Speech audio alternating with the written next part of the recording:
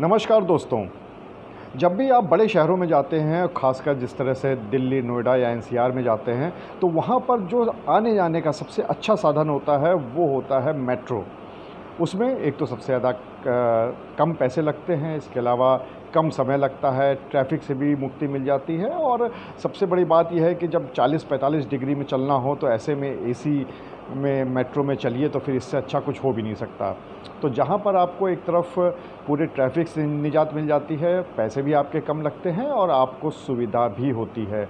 लेकिन कुछ चीज़ें ऐसी हैं जो कि मेट्रो में चलने के लिए, ख़ासकर मैं दिल्ली एनसीआर की मेट्रो की बात कर रहा हूँ, नोएडा की बात कर रहा हूँ, वहाँ पर चलने के लिए आपको कुछ बातें अगर ध्यान रखेंगे तो आपकी ये यात्रा बहुत ही ज़्यादा सुविधाजनक हो जाएगी।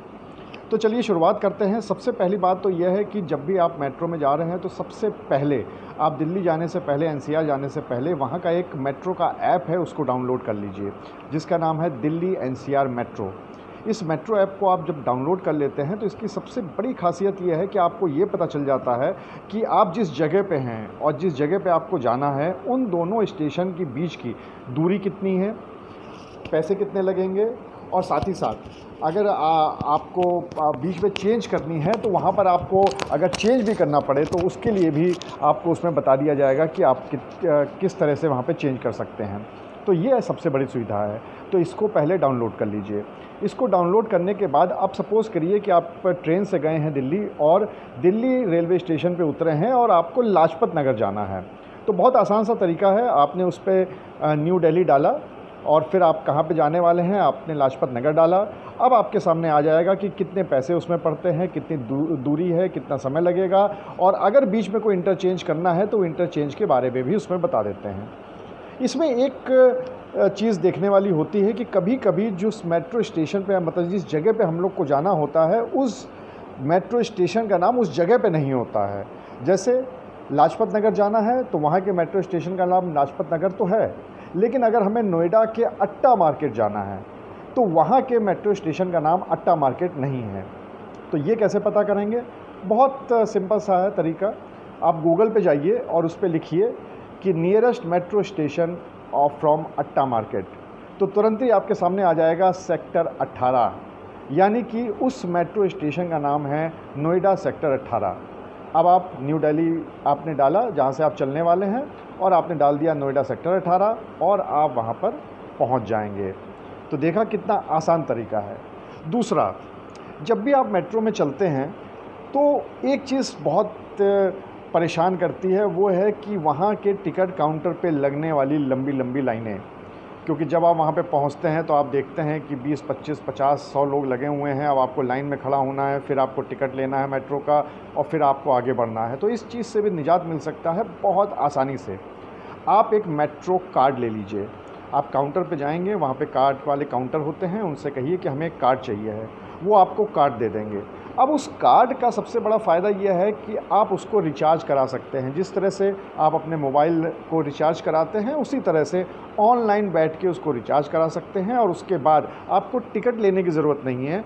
आप जाइए, जो गेट होते हैं मेट्रो के, वहाँ पर जाइए, बस उस कार्ड को दिखाइए और आपको एंट्री मिल जाएगी। उसी तरह से जब आप वहाँ से एग्ज़िट करेंगे तो वहाँ से जैसे ही आप एग्ज़िट करेंगे तो आपके कार्ड में से वो वैल्यू, उतने पैसे कट जाएंगे और इस कार्ड को आप रिचार्ज भी कर सकते हैं। आप चाहें तो काउंटर पे जाके रिचार्ज कर सकते हैं और उससे भी आसान एक तरीका है, आपके पास कोई भी ऐप है, सपोज़ कीजिए आपके पास पेटीएम ऐप है, तो पेटीएम पे जाइए, वहाँ पे आपको एक मिलेगा मेट्रो रिचार्ज। मेट्रो रिचार्ज में जाइए, फिर आपके सामने ऑप्शन आ जाएंगे कि आपको कहाँ की मेट्रो कार्ड को रिचार्ज करना है। आप सपोज़ करिए आपको दिल्ली मेट्रो को रिचार्ज करना है तो दिल्ली मेट्रो का ऑप्शन डालिए।